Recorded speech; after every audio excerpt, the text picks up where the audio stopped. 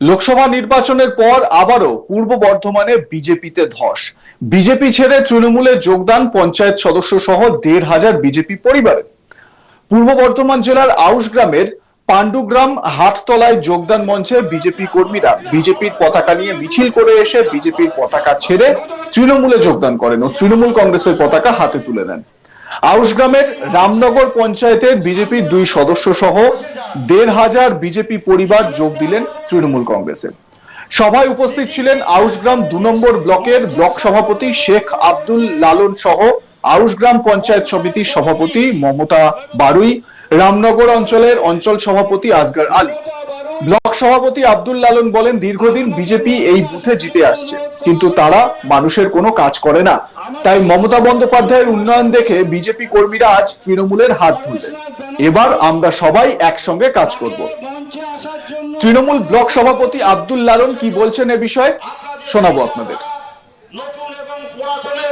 আউশগ্রাম ২ নম্বর ব্লকের আউশগ্রাম বিধানসভা আউশগ্রাম ২ নম্বর ব্লকের রামনগর অঞ্চলের পান্ডুক গ্রামে দুটি বিজেপির প্রার্থী, তিনারা ওই যে দিদির কর্মসূচি, আমাদের সেনাপতি অভিষেক ব্যানার্জির যে মানব ধর্ম, সেইটা লক্ষ্য রেখে তিনারা পথ চলছেন।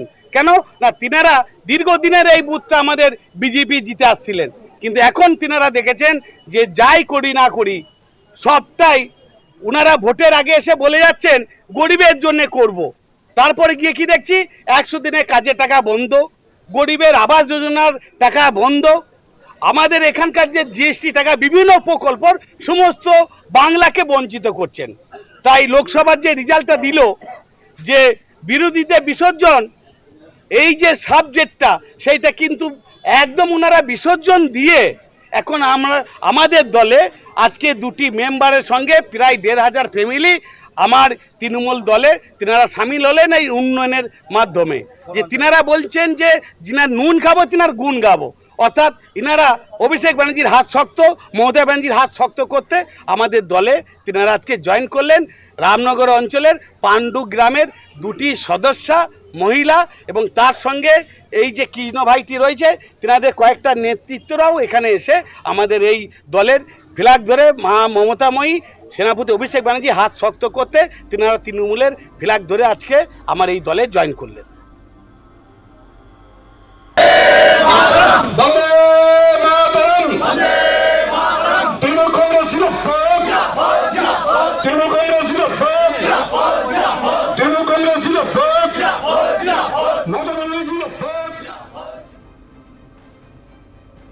বিজেপির রামনগর মন্ডল সভাপতি কৃষ্ণ মুখার্জিও এদিন তৃণমূলে যোগ দিয়ে বলেন, ফাঁকা আওয়াজ দিয়ে কাজ হয় না।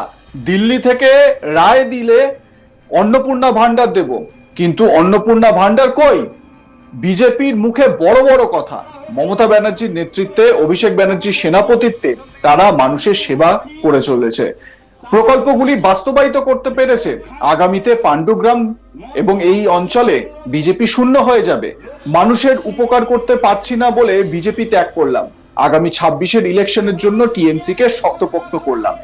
কৃষ্ণ মুখার্জি তৃণমূলে যোগদানকারী এক বিজেপি নেতা কর্মী, তিনি কি বলছেন শোনাবো। বিজেপি ছেড়ে তৃণমূলে যোগদান করলাম মাননীয় আব্দুল লালন শেখ আমাদের আউশগ্রাম ২ নম্বর ব্লক প্রেসিডেন্টের হাত ধরে। কেন? কারণ দেখুন, ফাঁকা আওয়াজ দিয়ে তো কোনো কাজ হয় না, ফাঁকা আওয়াজ দিয়ে কোনো রাজনীতি হয় না। ওখানে দিল্লি থেকে বসে রায় দিয়ে দিল আজকে ৩,০০০ টাকা অন্নপূর্ণা ভান্ডার দেবো, কই অন্নপূর্ণা ভান্ডার কই? কই মানুষের সুযোগ সুবিধা দিতে পারছে কই? বিজেপি মুখে বড় বড় কথা বলে কাজের জায়গায় কিছু করতে পারে না। তাই মা মমতাময়ী মমতা ব্যানার্জির নেতৃত্বে এবং অভিষেক ব্যানার্জির সভাপতিত্বে যে উপকার, মানুষের যে সেবা তারা প্রতিনিয়ত করে চলেছেন এবং তাদের যে প্রকল্পগুলো মানুষকে শুধু মুখে বলো নয়, বাস্তবায়িত করে দিয়েছেন। তার জন্যে আমরা বিরোধীদের বিসর্জন, তো আমরা বিরোধীদের বিসর্জন দিয়ে আমরা তৃণমূল কংগ্রেসে যোগদান করলাম। পাণ্ডুগ্রামে এমন একটা ফ্যামিলি নেই যে ফ্যামিলি বিজেপি, পুরো নিট অ্যান্ড ক্লিন জিরো হয়ে গেল পাণ্ডুগ্রাম থেকে বিজেপি। খুব তাড়াতাড়ি আমাদের ব্লক প্রেসিডেন্টের হাত ধরে খুব তাড়াতাড়ি রামনগর অঞ্চলটা পুরো বিজেপি শূন্য হতে চলেছে। ত্যাগ করলাম, আমরা মানুষের উপকার করতে পারছি না, মানুষের সেবা করতে পারছি না। রাজনৈতিক দল শুধু কামানোর জন্য নয়, মানুষের সেবা করার জন্য, মানুষকে ব্যবস্থাপনা করার জন্য এবং মানুষের চাহিদা পূরণ করার জন্য।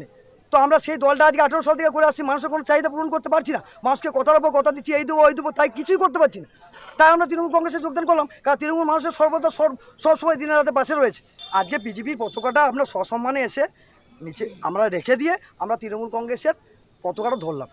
রাজনৈতিক দল সবাই সমান, রাজনৈতিক দলের পতাকাও সমান, তাকে যথেষ্ট সম্মান দিয়ে আমরা তৃণমূল কংগ্রেসের পতাকা ধরে, লালনদার হাত ধরে পতাকা ধরে আমরা তৃণমূল কংগ্রেসকে আরও শক্তপূর্ণ করলাম আগামী 26-এর ইলেকশনের জন্য। সদস্যরা রয়েছেন এখানে সুজাতা বাগদি এবং সরস্বতী বাউরি, এবং আমাদের বিশিষ্ট আমাদের দেবতুল্য অঞ্চল প্রেসিডেন্ট রয়েছেন এখানে আমাদের আসগর শেখ মহাশয়, খুব ভালো নেতৃত্ব, তার দ্বারাই আমরা পুরোভাবে পাণ্ডু গ্রামে এবং রামনগর অঞ্চলটায় পুরো তার সহযোগিতায় কাজ করব। আমরা টোটাল 1,500 ফ্যামিলি আছি, এটা নিয়ে আমরা যোগদান করছি। বিজেপির জন্য এটা একটা বড় লেসনও বটে। এবারে দেখুন, 17 তারিখ বিজেপির রাজ্য কমিটির বৈঠক হতে চলেছে সায়েন্স সিটি অডিটোরিয়ামে। এবারে এই বৈঠকে দলের যে এই যে একেবারে কর্মী সমর্থক যারা মাঠে নেমে কাজটা করেন, তাদের মধ্যে যে অসন্তোষ তৈরি হয়েছে, সেই অসন্তোষের বিষয়টি স্বাভাবিকভাবে উঠে আসবে এই আলোচনায়। কিন্তু যদি সেই বিষয়টিকে ইগনোর করা হয়, তাহলে ভবিষ্যতে সব থেকে বড় সমস্যায় পড়তে হবে বঙ্গ বিজেপি নেতৃত্বকে, কারণ তারা সংগঠনটাই তো চালাতে পারবেন না। একাধিকবার এই আলোচনা উঠে এসেছে যে কেন্দ্রীয় নেতারা তারা যা বলছেন, তারা যা দাবি করছেন, বা তারা সংগঠনকে মজবুত করার জন্য যেগুলো বলছেন, সেই কথাগুলো যারা সংগঠনটাকে মজবুত করবেন, যে সমস্ত কর্মীরা ব্লকে ব্লকে অঞ্চলে অঞ্চলে যে কর্মীরা রয়েছেন, সেই কর্মীরা কোথায়? একে তো এইরকম একটা ঘাটা এবং এইরকম একটা মানে ভয়ানক পরিস্থিতির মধ্যে দিয়ে বিজেপি যাচ্ছে, তার মধ্যে আবার যদি একের পর এক এইভাবে ধস নামতে থাকে, একের পর এক যোগদান যদি বিজেপি থেকে তৃণমূলে হতে থাকে, তাহলে 26-এর বিধানসভার আগে বিজেপির কিন্তু খবর আছে। এবারে আপনাদের এই যে যোগদানটা, সেটার ব্যাপারে একটু বলি। পাণ্ডুগ্রাম, পূর্ব বর্ধমানের আউশ গ্রামের পাণ্ডুগ্রাম হাটতলা, সেখানে বলছে যে এই পাণ্ডুগ্রামে বিজেপি করার কোনো লোক নেই। আর তার কারণ 1,500 বিজেপি পরিবার তারা তৃণমূল কংগ্রেসে যোগ দিল। এবারে ভেবে দেখুন, তারা প্রত্যেকেই বিজেপির সমর্থক ছিলেন, হয়তো লোকসভা ভোটে তারা প্রত্যেকে বিজেপিকে ভোট দিয়েছেন, কিন্তু তারা কি দেখছেন যে তারা বিজেপির নেতারা যা দাবি করছেন যে যেগুলো তারা দেবেন, সেগুলো তারা দিতে পারবেন না। সেই কারণে তারা এখান থেকে তৃণমূল কংগ্রেসে যোগদান করছেন। কর্মীদের মনে যদি এই মনোবল না তারা দিতে পারেন, বা এই বিশ্বাস যদি না দিতে পারেন, তাহলে সাধারণ ভোটার যারা নির্বাচিত করেন সরকার, তাদের মনে কি প্রভাব পড়বে?